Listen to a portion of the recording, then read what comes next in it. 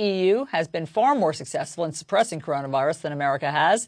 The US is outpacing the world in terms of the growth of the outbreak, with 25% of total cases and deaths, but just 4% of the global population.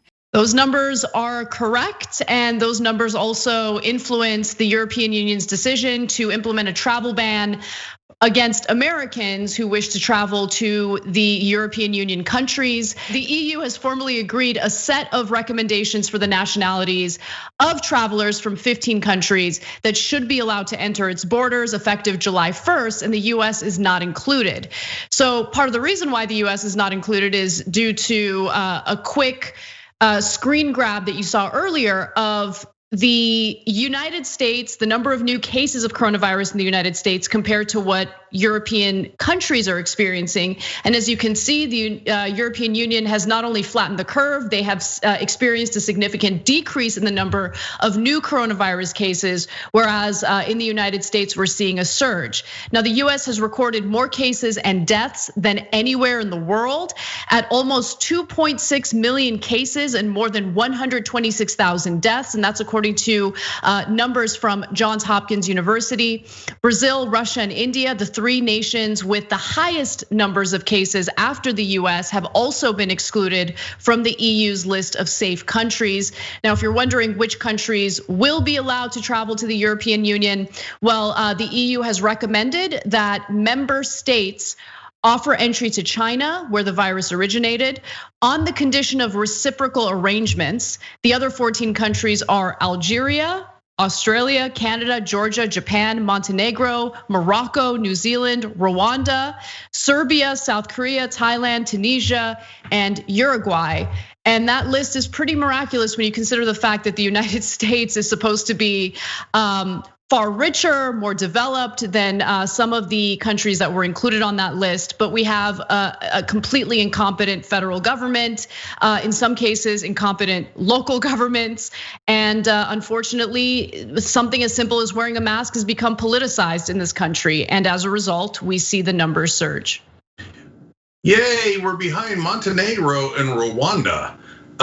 So we're number one? It doesn't look like it. So is the European Union right in effectively banning us? Yes. So look, it affects me too. That means I can't go to the European Union because I'm an American and I live here and I'll be banned. But we deserve to be banned. And it's not a matter of punishment. Understand why they're doing it and what the factors are. So let me explain the three most important factors and you'll see why they banned us. So number one, are our rates going up or down? And they're not judging just the US, they're judging, looking at all the countries. There's over 200 countries and only 15 have qualified. But we're really literally the worst. We have the most amount of cases and the most amount of deaths.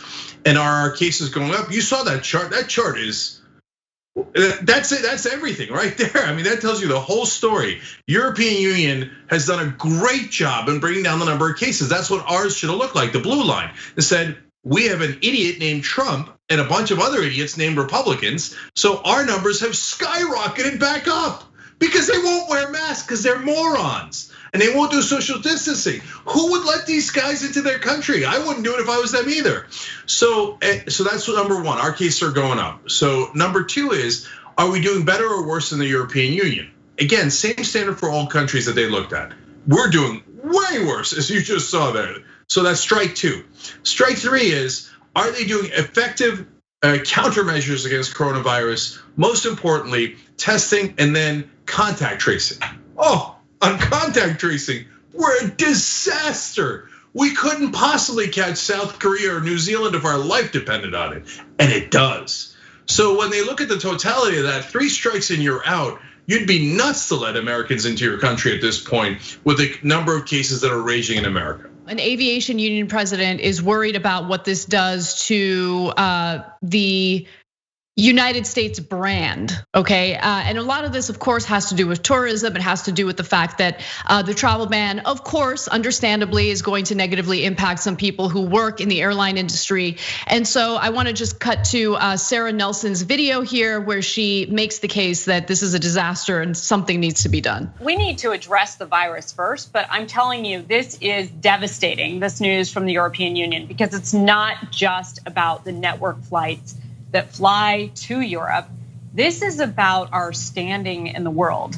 And US aviation has been known to lead the world on safety standards, on competence, on honesty and governance of aviation. And because of that, we have had access to the rest of the world. We've had access to the rest of the world through open skies agreements. We've had access to the rest of the world with landing rights. We have been able to put this reputation that we have into trade agreements and have access to anywhere that we want to fly. And so this is going to have long-term hurt, not only immediate hurt, but long-term hurt to America's brand.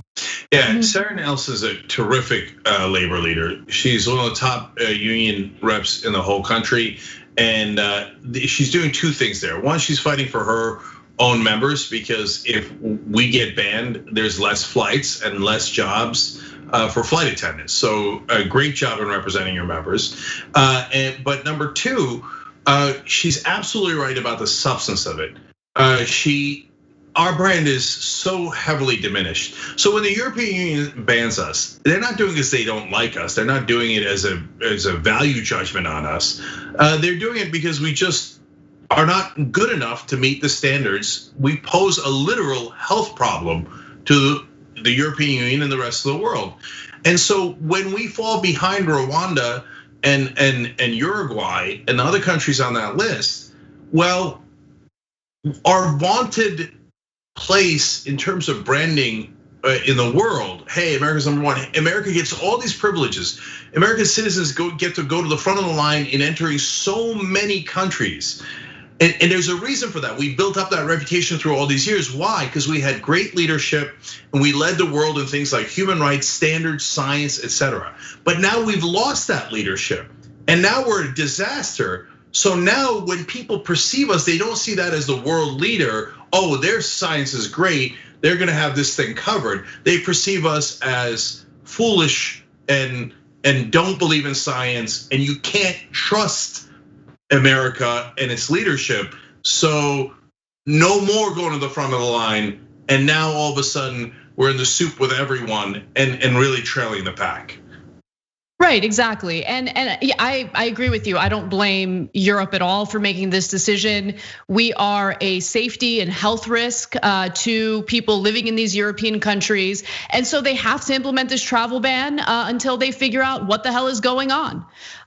This is what we get. This is what we get for not only the lack of leadership, but for turning every single issue, even something as benign and simple as wearing a mask to stop or slow the spread of this virus. We have turned it into a polarizing political issue when it didn't need to go there. And so, I think I'm sure Sarah Nelson's great. By the way, just to give you her full title, she's actually the international president of the Association of Flight Attendants. And so I agree with the vast majority of things she said there. I think the branding of the United States has been taking a hit since the beginning of the Trump administration. When he came into office, and one of the first things he did was demonize our longstanding allies, like Canada, for instance, right? So I think that this is the right move. I'm hoping that the right wing is starting to wake up to the reality of this virus. Later on in the show, we're gonna talk about how some pretty high profile conservative lawmakers are now speaking out about how everyone should wear masks. By the way, including Mike Pence, who's saying that the president should wear a mask. That is like the strongest statement I've heard toward Donald Trump from Mike Pence. So we'll see what happens. But if people want the economy to open, which everyone does, of course, everyone wants these businesses to open back up and for people to get back to work. We need to take the mitigation process seriously, and that includes wearing a mask and taking the virus seriously. When you sign up for a spend and save account at aspiration.com/TYT, we will plant 10 trees. Let's save the planet together.